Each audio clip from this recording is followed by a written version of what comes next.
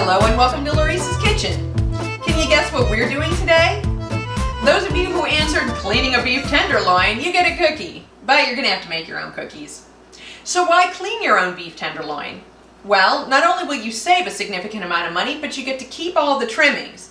And those I'm gonna be turning into beef tenderloin rumaki, which you'll be able to watch following this episode. First, we need to get this out of its packaging, rinsed and patted dry. Every bit of this beef tenderloin is getting used. Nothing is being thrown away. All the connective tissue, fat, and other little bits of meat that we can't eat are going in this container. I'm going to completely render it down, and the meat is going to the dog.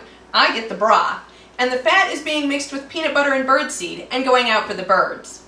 Any meat that we are going to eat is going in this container that I've lined with a few sheets of paper towels. I know this looks like a complete disaster area. We're going to be removing a couple of things, and then it's going to look like a tenderloin that you recognize. The first thing we'll be removing is this chain, and that's just going to separate very easily by hand right here at this fat and tendon. At the bottom of the tail, we will have to cut it. The chain is actually opposite to the beef tenderloin. The thickest part is down at the bottom, and actually this is the most tender meat. The chain gets thinner towards the top. Okay, now I am going to put this in my scraps bin. I will get back to it later, but it just needs to be out of the way. The next thing we want to do is remove the cap. That's this very large muscle right here on this side. And that too can separate right here. You'll be able to see where it separates.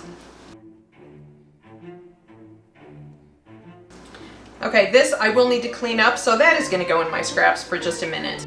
We're going to turn this over. All of this needs to be cleaned and removed.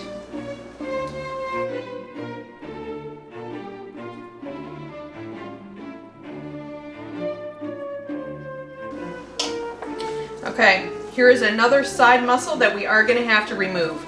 And then you're going to start to recognize that this is just a long tenderloin.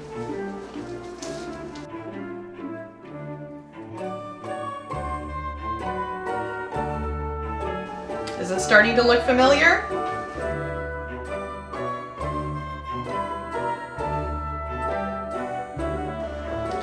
Okay, now you'll notice this looks just like a very large pork tenderloin, and just like the pork tenderloin, we have to remove all this silver skin.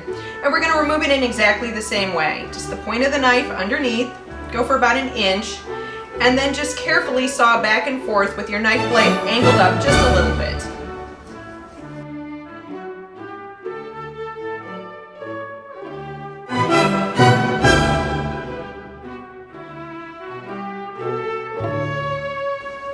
Alright, this is the bottom side. We want to remove some of this fat. We don't want to be too aggressive with it because there's so much meat under here. And we'll be cutting these into steaks, so we're not going to see very much. Now, things like this where you see a little bit of this silver skin, that does need to be removed because this is very tough. And we don't want to leave a lot of fat on here because most beef tenderloin is cooked very quickly. So a lot of fat is just going to stay fat and globular, and it won't be very appealing.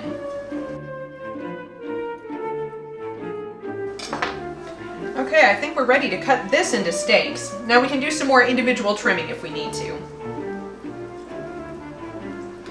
Okay, so I'm going to cut off the end where it tapers. This is going to get cut down into kebabs or more rumaki. Okay, this would be the Chateaubriand. We're going to cut this into steaks because this is what my family likes to eat. And I'm going to cut these into about 1.25 inch thick pieces.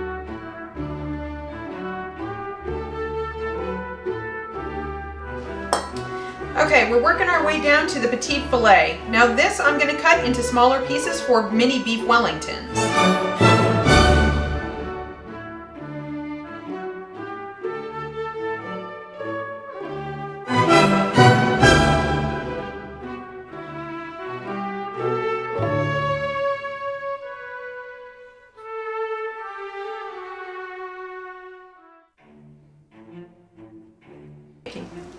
A good portion of this is going to go to my beef tenderloin rumaki.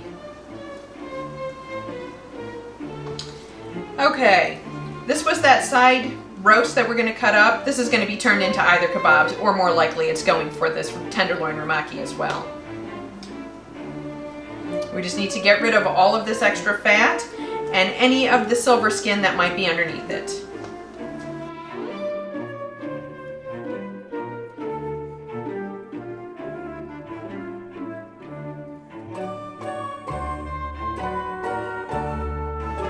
Here's that other big roast. This won't have very much to clean. Get rid of all this surface fat. And then just this tiny little bit of silver skin.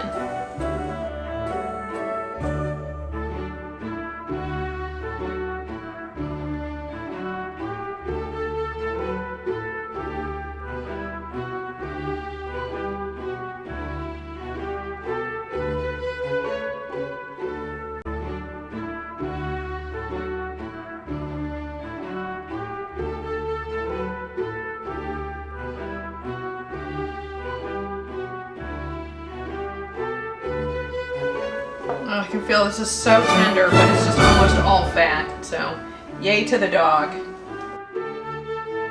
Okay, these pieces right here, this is not too bad. We'll probably cut these up, and these will be used for our tenderloin ramaki.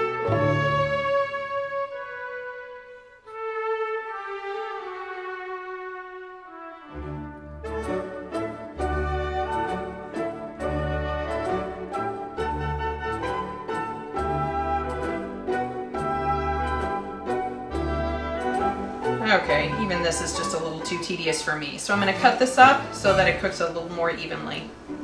For the dog, that is. That entire beef tenderloin cleaned up into all this beautiful meat and all these wonderful scraps. And that took less than 20 minutes.